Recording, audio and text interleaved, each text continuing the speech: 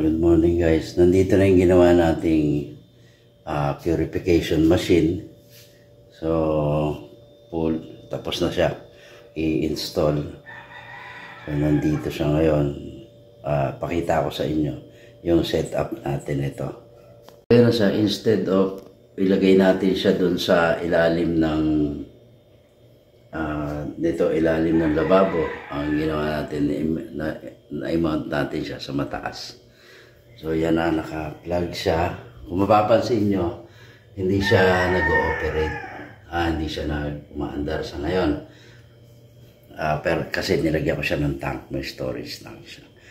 Kung saan pong humihinto yan, once na mapuno yung pressure niya ng tank niya is ma-full na, hihinto na siya ng kusa. So, ngayon, kapag nabawasan yan, kusa nga andar yan. Pansin nyo ngayon, naka-off siya. Ayan, zero pressure. And then, bubuksan natin ngayon tong faucet niya. Katabi niya yung faucet nito. Ayan, yung panghugas natin ng mga pinggan. Ayan. So, ito yung purified natin. Buksan natin yan. Ayan. Nakikita nyo, nakabukas siya, hindi pa rin siya umaandar.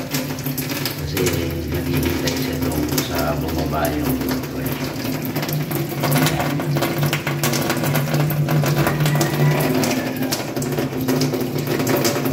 Since ano yan, tulo na babawasan siya, may pressure na po yan. Yan, maganda siya. Yan. Kasi nasara natin to. Yan, sinara ko siya. Yan, sinara ko na siya. Yan.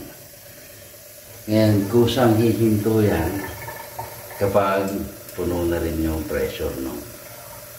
So, ito yung waste niya. Dalawa yung nilagay kong hose. Yan. So, ayan, umaandar na siya.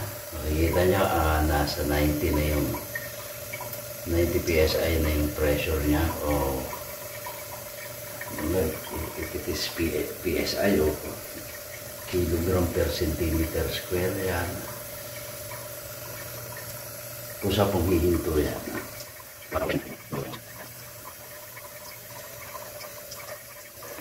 Still processing.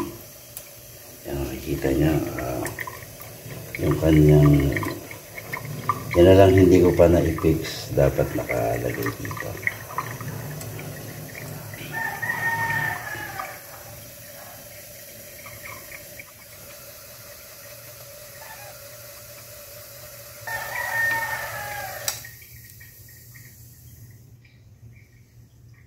So ayan, nag-off na siya.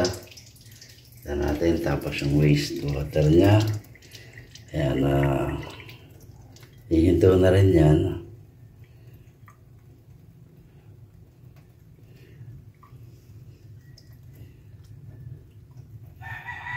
Ayan, tapos yung source natin, ayun.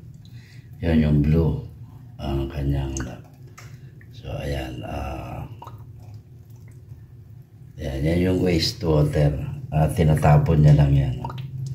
So kung mapapansin nyo, marami rin yung tinatapon niya na tubig. Ayan, ihinto na yan.